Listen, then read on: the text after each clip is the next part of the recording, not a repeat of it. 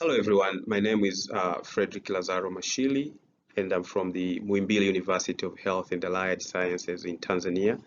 I work at the Department of Physiology, but I also work as a research officer for the East African Center of Excellence in Cardiovascular Sciences, which is hosted by the university, MUHAS. So my talk today is about trans fatty acids intake and risk of cardiovascular diseases. So this is the overview of my presentation. So we have introduction, and then what are the trans fatty acids? And then we'll talk about why was industrial processing introduced, then discuss what links trans fatty acids with cardiovascular diseases, look on the evidence which is available, and then discuss what has been done so far, especially in sub-Saharan Africa, talk about the future perspectives and recommendations for sub-Saharan Africa, and conclude. So nutritional transition is quite rampant now in low and mid-income countries, sub-Saharan Africa included. And the nutrition transition is mainly characterized by a shift towards the consumption of energy-dense foods, which are mostly low in nutritional values. Urbanization has also caused a shift from consumption of homemade meals to the consumption of purchased meals. And we know that a lot of people nowadays consume meals that are purchased. And according to evidence, most of the purchased meals, most of the meals that we purchase are fried and baked. They contain large quantities of fats, likely high in trans fatty acids. So there is also increased consumption of fast foods, which comes with urbanization. In Africa, also there is increased consumption of street foods. We all know that. And according to a 2018 literature review on street foods in Tanzania, it has shown that street foods provide 3/4 of calorie intake of urban poor and middle income people. But this same report has also shown that up to 80% of school-going children consume or rely or purchase street foods daily, up to 80%. So you can see that the consumption of street food is really high in Africa. So now, what are trans fatty acids? Trans fatty acids are a class of fatty acids. We know that edible oils is made up of fatty acids. So trans fatty acids are the class of fatty acids with one or multiple double bonds in the trans instead of the usual cis orientation. Usually plant oils in their original form, they are either monounsaturated or polyunsaturated, meaning that they contain double bonds. But trans fatty acids now, usually the double bonds and the hydrogens are on a cis orientation. But trans fatty acids now, the hydrogen and other molecules that forms the fatty acids are usually oriented in a trans orientation. And usually there are two things that can cause the conversion of cis into the trans position. One of them, which is very popular, is industrial processing. A process known as hydrogenation is one of the causes of conversion of cis orientation to trans orientation, but also repeated usage of vegetable oil, which is common in small-scale commercial frying. We know very well that there's a tendency of reusing or reheating the oils that are used to fry things like French fries. So this reheating and reusage causes the conversion of cis orientation to a trans orientation. So what you can see here is if we have cis unsaturated fatty acids, where you have these groups and hydrogen on the same side, and when these undergo hydrogenation, which is the industrial processing to convert oils into semi-solid or solid forms, some of these molecules will undergo full hydrogenation, and in this case you come up with saturated fatty acids. There's no double bond. But usually during the same process, some of the molecules or some of the fatty acids undergo partial hydrogenation. This is not complete hydrogenation. And during this process, you only have the rearrangement from the cis orientation, which you can see here, to the trans orientation, which you can see here. And this is when we get trans fatty acids. So these are still unsaturated because you still have the double bond, but the orientation of the hydrogen atom are actually on a trans and not on a cis orientation. So this is how you get the trans orientation of fatty acids. But then the question is, why was industrial processing introduced? If you know that we can actually convert healthy polyunsaturated fatty acids to unhealthy trans fatty acids, then why was industrial processing introduced? So due to the double bonds in the fatty acids, plant oils are usually susceptible to oxidation, limiting their shelf lives. So one of the reasons why industrial processing was actually introduced was to improve the shelf lives, or to prolong the shelf lives, so that these oils can actually be stored for a longer period of time. So this has a commercial advantages. But in addition, usually plant oils are liquid at room temperature. And because they are liquid, it actually poses a challenge in storing, but also in handling them. For instance, if you want a spread for a bread, I think it's easy if you have a semi-solid or a solid oil that you can easily spread on your bread. So a liquid one is not good. So issues with handling, but also storage was another reason for the introduction of industrial processing using hydrogenation.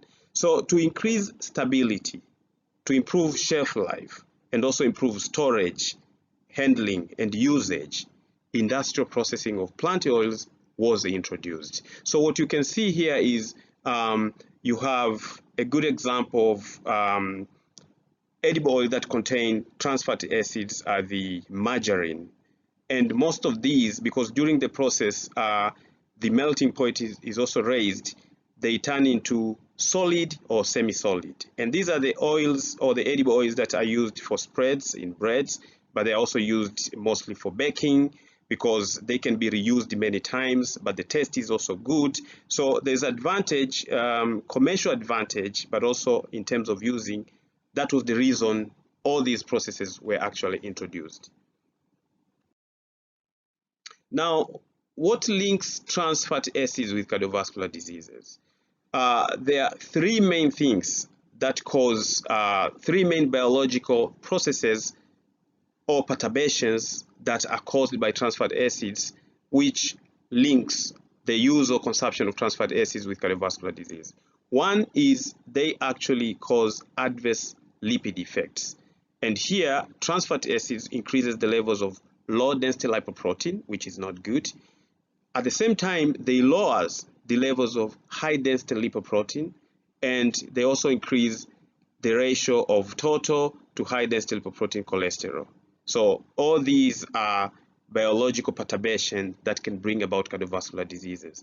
But they also cause pro-inflammatory effects. So trans fatty acids tend to increase the levels of tumor necrotic factor alpha, interleukin-6, and C-reactive protein. And trans fatty acids has also been shown to cause endothelial dysfunction, and they also worsen insulin sensitivity in people who are predisposed to insulin insensitivity, meaning that trans fatty acids can actually cause insulin resistance, in turn causing type 2 diabetes, which is also a risk factor for cardiovascular diseases. So put together, these three biological perturbations that occur within the body due to trans fatty acids is the main reason why trans fatty acids are actually linked to cardiovascular diseases. Now, what is the evidence? What is the evidence which is available showing the link between the consumption of trans fatty acids and cardiovascular diseases? So both retrospective case control and prospective cohort follow-up studies, they have shown a link between trans fatty acid consumption and coronary arterial disease. A meta-analysis of prospective study has shown the following. One, there is a 20% higher risk of myocardial infarction or coronary arterial disease death for every 2% energy of trans fatty acid consumption replacing carbohydrate, meaning that if you replace carbohydrate with trans fatty acids, you actually increase the risk of dying from myocardial infarction and coronary arterial disease.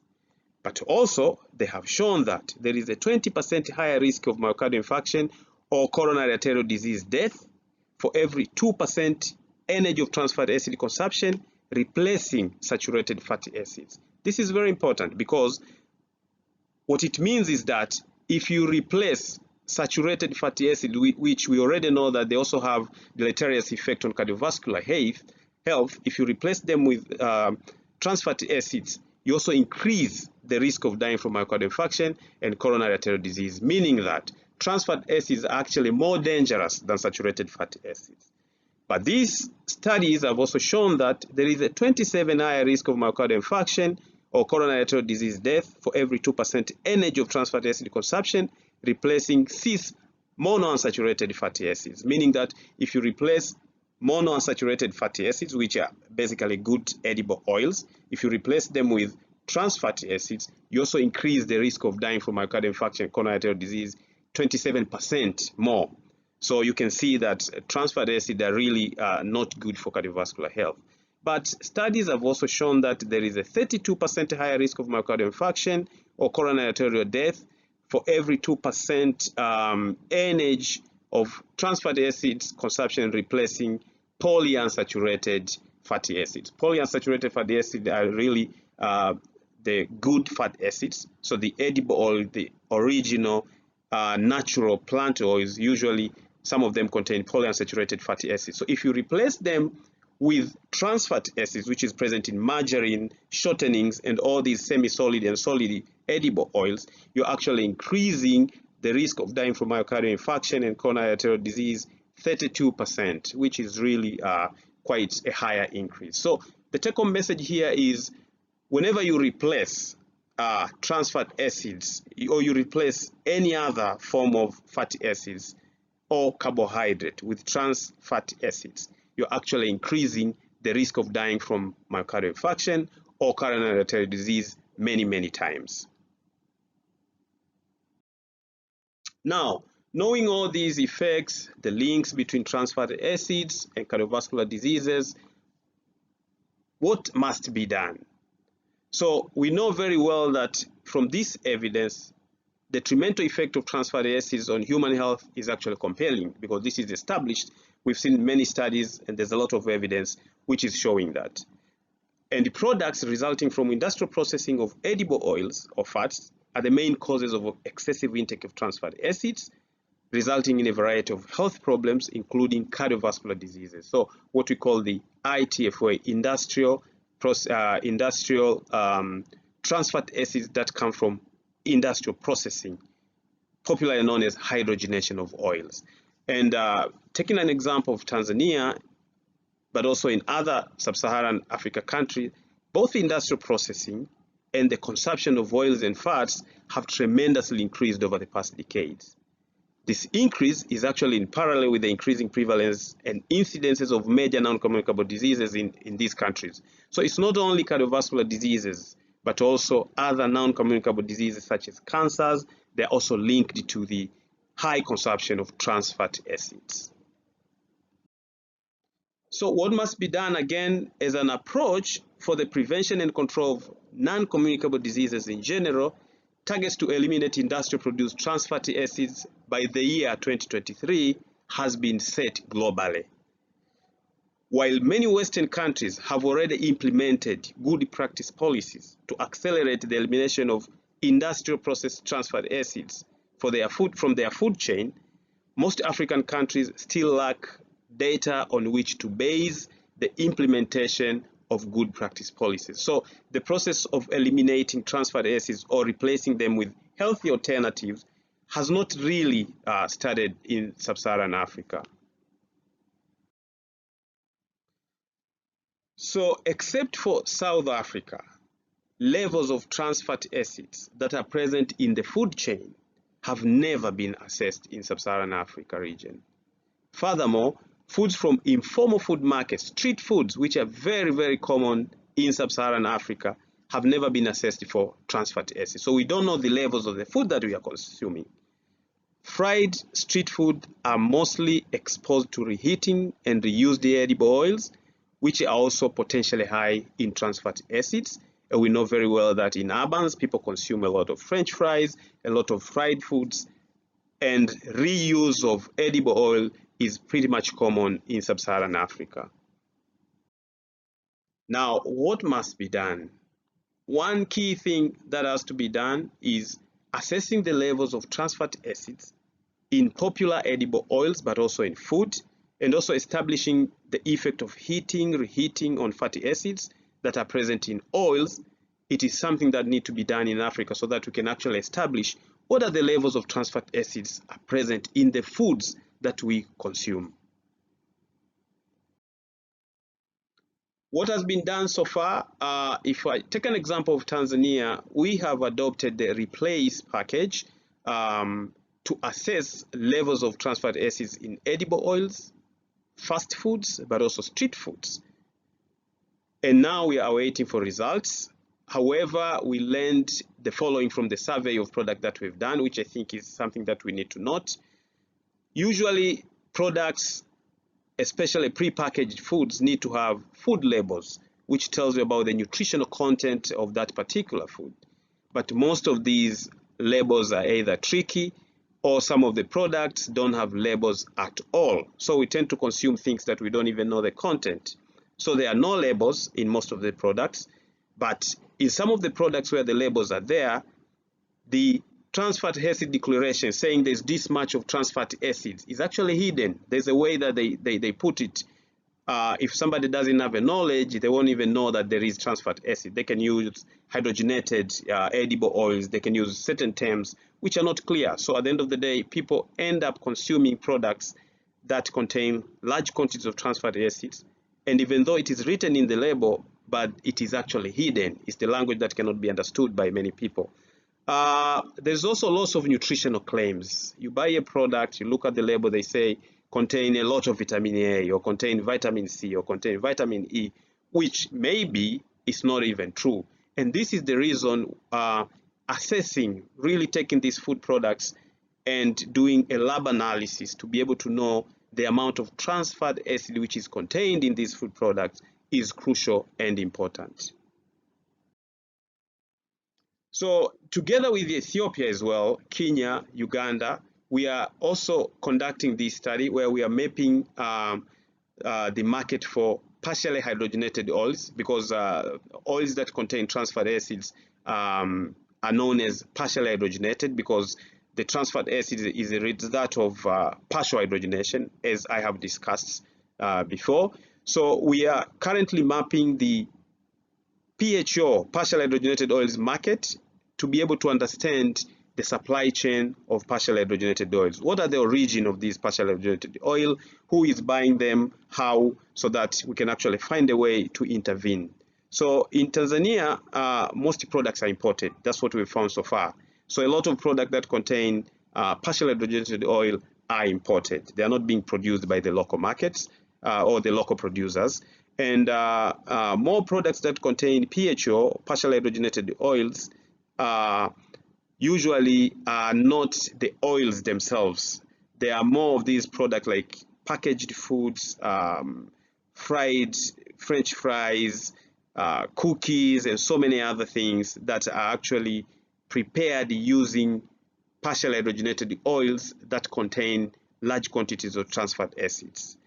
And civil society, advocacy groups, and the Ministry of Health have a clear agenda about the effect of trans fatty acids and also the control. But when it comes to control and regulation, not much has been done so far. So we have a need to conduct these studies to provide the evidence to the policymakers so that they start implementing good practice policies for the elimination or replacement of trans fatty acids.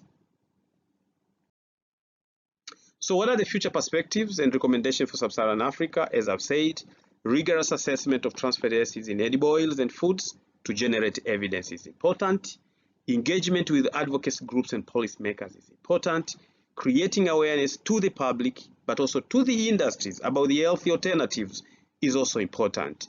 And of course, we need to initiate the development of best practice policies for the control and elimination of partially hydrogenated oils that are potentially high in trans fat acids. So in conclusion, evidence that links trans fat acids and cardiovascular diseases is robust. For that reason, a global target to eliminate and replace trans fatty acid by the year 2023 has been set. But despite this target, evidence on which to base good practice policy and practice for the elimination of trans fatty acids from the food chain in sub-Saharan Africa is still lacking. Thank you very much for listening.